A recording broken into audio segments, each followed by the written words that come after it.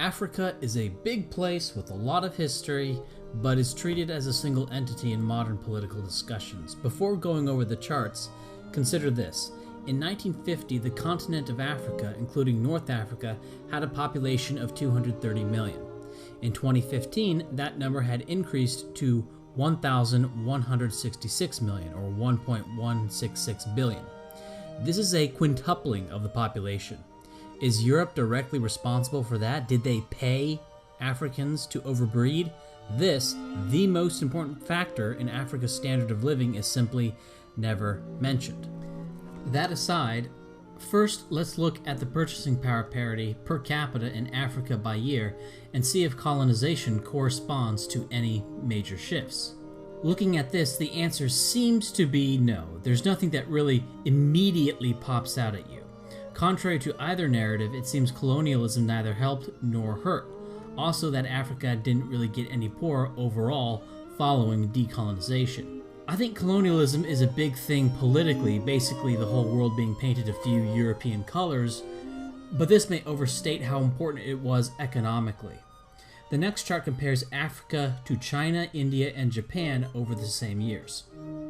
At first, I was going to fix the scale and just blow up the differences between India, China, and Africa, but I like the perspective that this gives. Another thing that calls into question the impact of colonialism is when we look at the variation between former colonies after 1960. So first, let's look at the nominal GDP per capita of South Korea, Zimbabwe, and Botswana between 1960 and 1975. They're all super poor. Now, Korea was not a European colony, of course, but it's important to know that in 1960, East Asia, including China, as seen previously, was every bit as poor as Africa. Following 1975, the trajectory changes. Zimbabwe doesn't have statistics for a few years, but I think we can piece together what's in there. Is colonialism responsible for Zimbabwe being poor, but slightly less so for Botswana? Right, because Botswana started to have major economic growth around 1985. We can also break this down country by country and ask whether nations that were more colonized ended up being poorer or richer. The answer, whether you measure colonization by the number of Europeans who went there or the amount of time that a colony lasted there, is that the more colonized nations ended up being richer. Now, you might say that this is all because more Europeans went to and stayed longer at richer African countries. You can say that, but you would need evidence for that. And that evidence would need to take into account the fact that the amount of precious metals in an area does not predict the degree to which it was colonized by Europeans. The pro-colonialism case is strengthened further by the fact that the degree to which an area was colonized also predicts its future quality of education and government quality, and these variables moderate the relationship between colonization and modern wealth. So there's little systematic evidence that colonialism made Africa poor. What little evidence there is suggests the opposite. But the Europeans as colonial exploiters has another end of the equation, where all of this exploitation went to. If the colonizers are exploiting all of this wealth, well then there should be some wealth at the other end of the tunnel here. I took the population of a country in 1940 and the population of their empires in 1940, and the population of the empire divided by the population of the country is the colonization index. An index of 1 would mean that there was one colonial subject for every citizen. The British Empire, at 10.46, had 10.46 colonial subjects for every British citizen. I then compared their per capita GDPs in 1970, 30 years later, and I chose 1970 because that was the earliest year that West Germany appeared on the Wikipedia list of historical nominal per capita GDPs. The countries I chose to compare to were all non-communist European countries.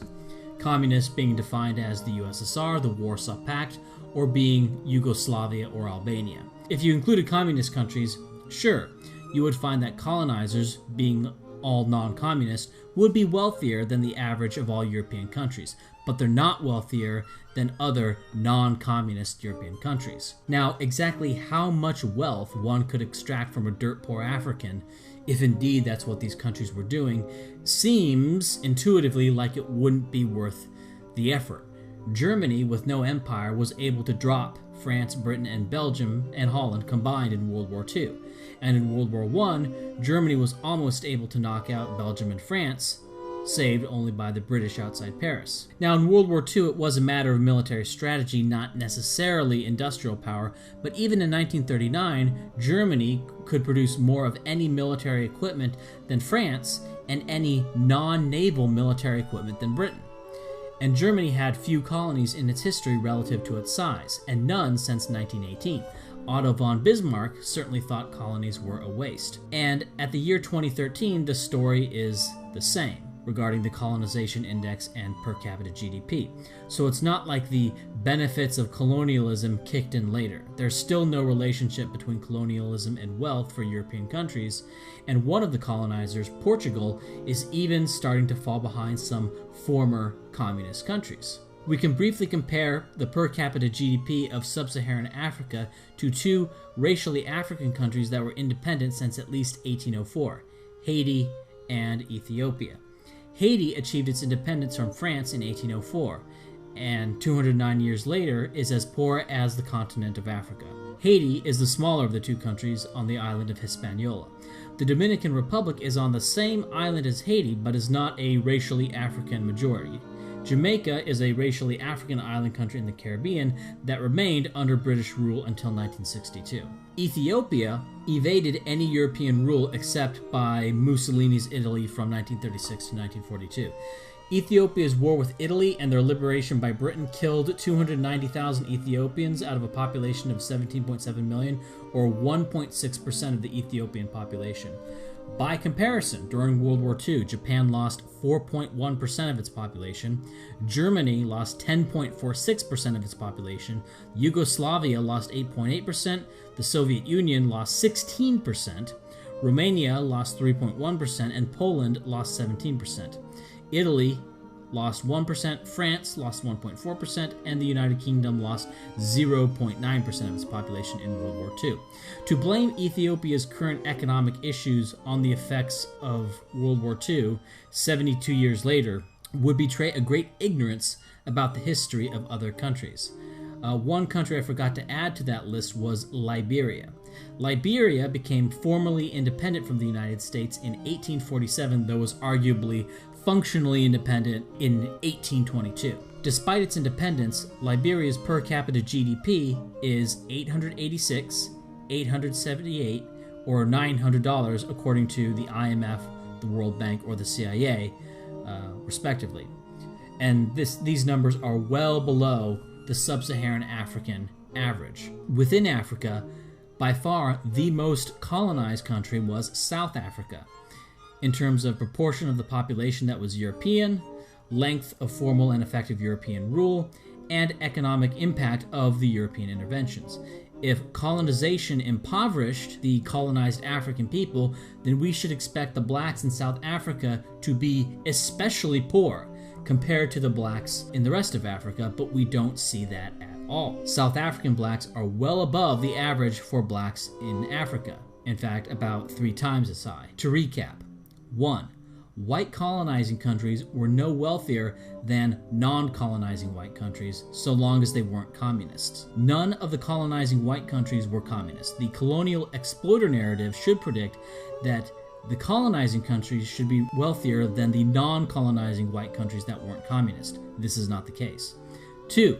Black countries that entirely, in the case of Haiti and Liberia, or almost entirely, in the case of Ethiopia, escaped colonization were no better off than the rest of Africa. 3.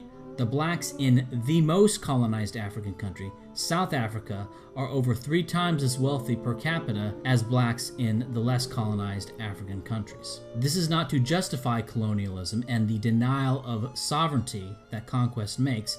It is merely to say that the whites exploited Africa narrative is probably false.